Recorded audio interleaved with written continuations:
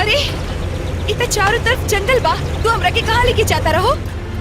अरे तू घबरा मत रानी, तोरा के जंगली में ले जाके हनीमून मनाई तब बुझाई। छोड़ हमरा के, छोड़। देखा हम कहता नहीं हमरा के छोड़ दो। अरे आराम से छोड़, बचाओ, छोड़ हमरा के, बचाओ,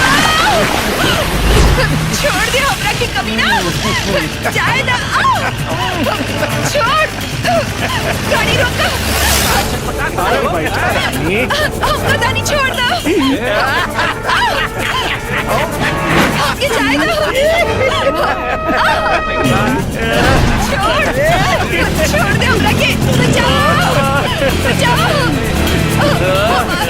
हमारी मदद करिए, बचाओ।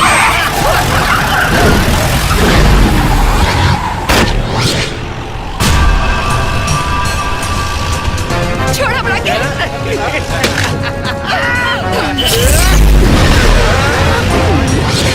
छोड़ हमरा के, जाए दो हमरा के, छोड़।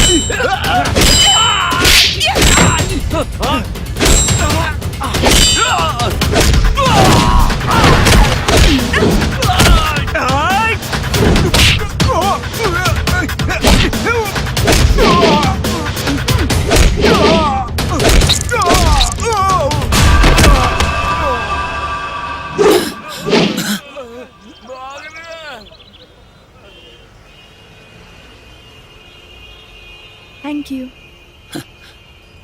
क्या हिरवा, ये गांव के तनिक ही लागत। घबराई मत, भाग गेले सा। और 3 साल वाला कपड़ा है, जवानी में पहन के चलब ना तो लोग अगरबत्ती ना दिखाई उसके चले। कहाँ जाए के बा? आपन सहेली के घरे, हम उनका देखो कि मैं आयल बानी। अच्छा, लेकिन वो सहेली के बाबूजी के नाम बा कि उनको बेडाउटे नाम बा? रमाकांत प्रसाद। ओ, चली छोड़ दे तनी।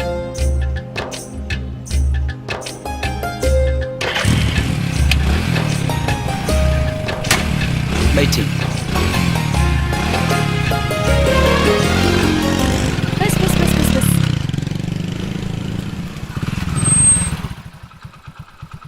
हम आ गई नी रानी।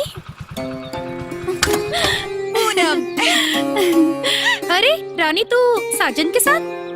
देखा, वो सब डिस्कस मत करा और इनका कनिक सारे ले जा, आ कुछ खाना पीना की व्यवस्था करा।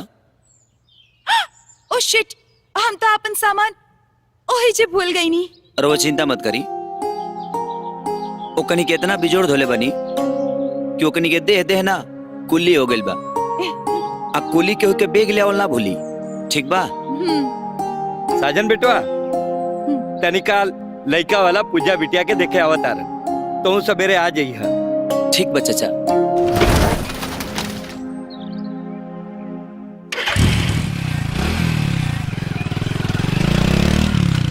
आर्या म्यूजिक में आपका स्वागत है। लेटेस्ट मूवी और सॉन्ग के लिए मेरे चैनल को सब्सक्राइब करें और बेल आइकन को जरूर दबाएं।